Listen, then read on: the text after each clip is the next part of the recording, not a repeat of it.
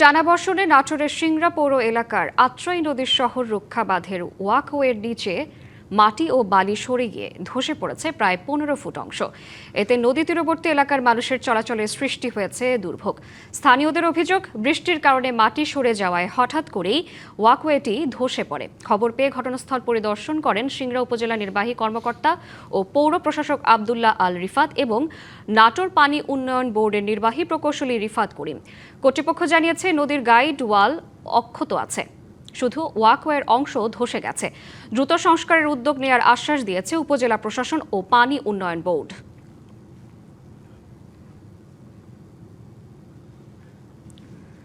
এ নিয়ে আরো খবর জানাতে নাটোর থেকে সরাসরি যুক্ত হচ্ছেন সহকর্মী পরিতোষ অধিকারী।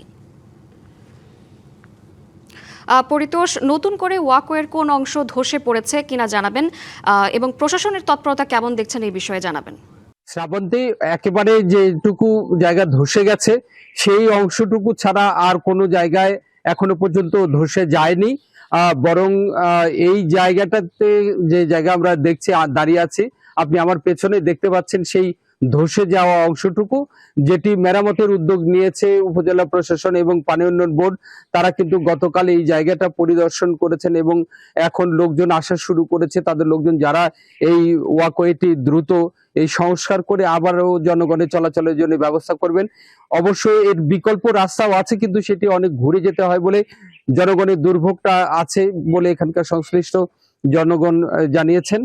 বাংলা কিউআর, যেখানে নগদ পেমেন্ট সেখানে। সারা দেশে 10 লাখেরও বেশি মার্চেন্টে নগদে পেমেন্ট করুন খুব সহজে।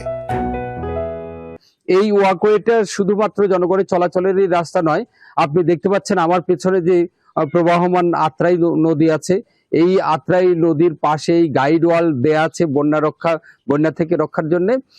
এর পাশে কিন্তু বিকেলে মানুষের বিনোদনেরও একটা জায়গা আছে এবং এই জায়গাটাতে বিকেলে অনেক লোক চলাচল করে বা এই জায়গায় তারা আসেন ঘুরতে ফিরতে এবং নদীর হাওয়া খেতে আসেন।